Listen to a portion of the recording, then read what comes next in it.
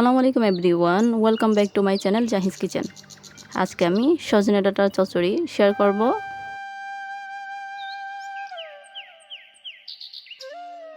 প্রথমে আমি সজনে ডাঁটাগুলো নিয়ে নিলাম।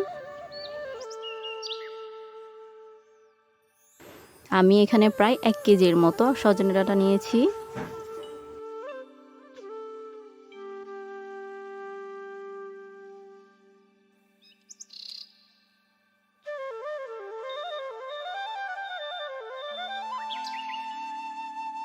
প্রথমেই একটা সজনে ডাঁটা নিব, নিয়ে মাঝখানে ফালি করে নিব।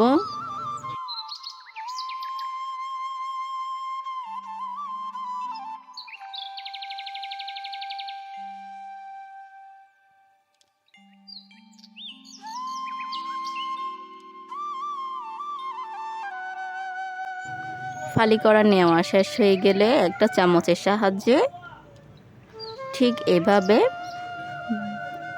ভিতরের অংশগুলো ছাড়িয়ে নিব।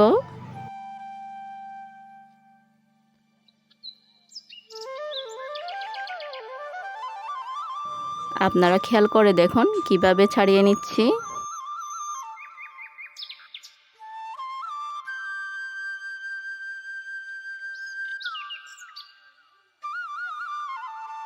আপনাদের বোঝার সুবিধার্থে আমি আরেকটা ছিলে দেখিয়ে দিচ্ছি।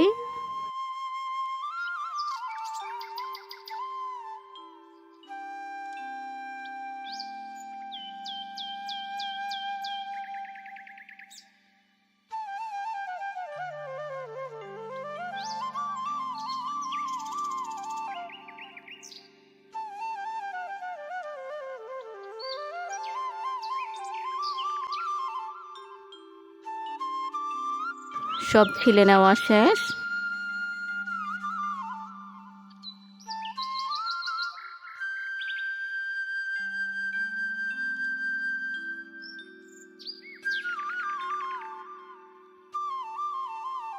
একটা কুকার নিয়ে নিব, তাতে দিয়ে দিব আগে থেকে ধুয়ে রাখা সজনেগুলো, দিয়ে দিব আধা চা চামচ হলুদ আর অল্প পানি দিয়ে দিব।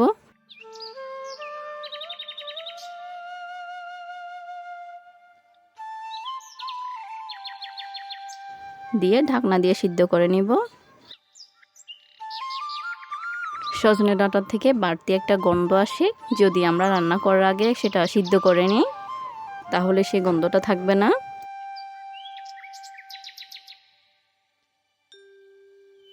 এই পর্যায়ে চুলায় একটা কড়াই বসিয়ে নিব।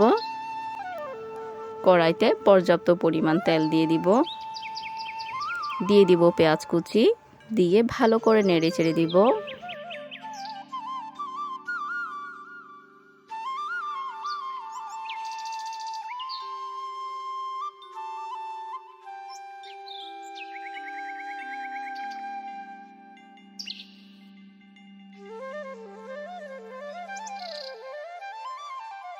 কাঁচামরিচ কুচি দিয়ে দিব।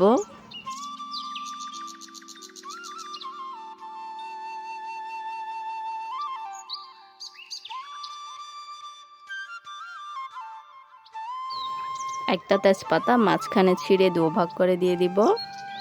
আবার ভালো করে নেড়ে চেড়ে দিব।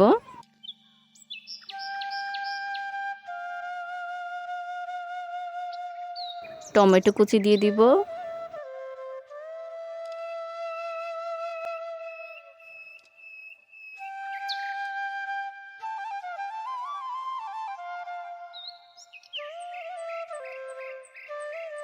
আধা চা চামচ আদা রসুন বাটা,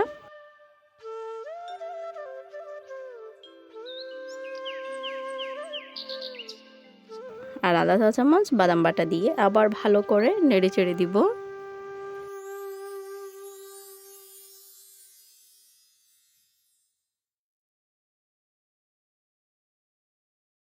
এই পর্যায়ে দিয়ে দিব স্বাদ মতো লবণ,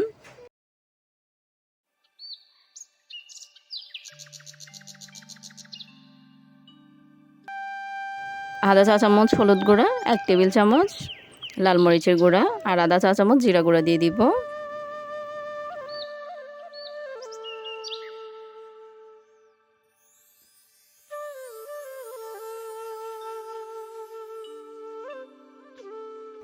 দিয়ে আবার সব মশলা ভালো করে মিশিয়ে নিব।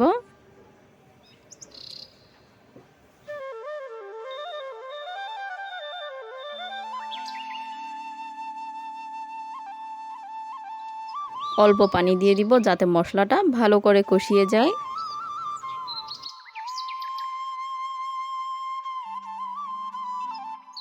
ঢাকনা দিয়ে ঢেকে দিব।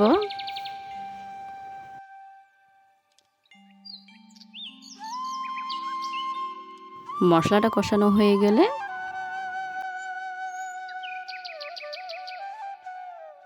তাতে মসুর ডাল দিয়ে দিব। আমি এখানে প্রায় 50 গ্রাম মসুর ডাল দিয়েছি। এটা ভিজিয়ে রেখেছিলাম, এটা ধুয়ে পরিষ্কার করে দিয়ে দিলাম। আর এখানে সিদ্ধ করে রাখা সজনেগুলো দিয়ে দিলাম। দিয়ে আবার সব উপকরণ ভালো করে মিশিয়ে নিব।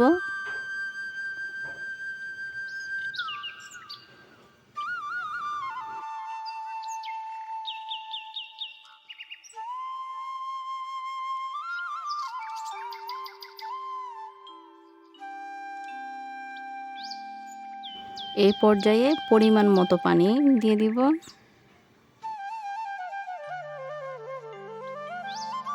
ঢাকনা দিয়ে ঢেকে রান্না করে নিব।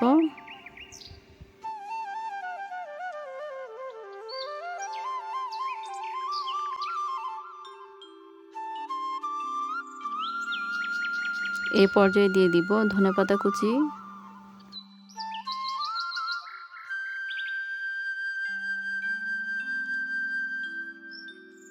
লবণটা একটু চেক করে নিব, যদি না হয়ে থাকে আরও অল্প দিয়ে দিব। এই তো আমাদের সজনেগুলো রান্না করা শেষ, পরিবেশন করে নিব। এই ছিল আজকের সজনে ডাঁটা চচ্চড়ি। এটা দেখতে যেমন সুন্দর, খেতেও দারুণ মজা। আর এইটা গরমের জন্য এই রেসিপিটা একদমই পারফেক্ট। আশা করি আজকের রেসিপিটা আপনাদের অনেক ভালো লেগেছে। যদি ভালো লেগে থাকে অবশ্যই সাবস্ক্রাইব করে পাশে থাকবেন। ধন্যবাদ।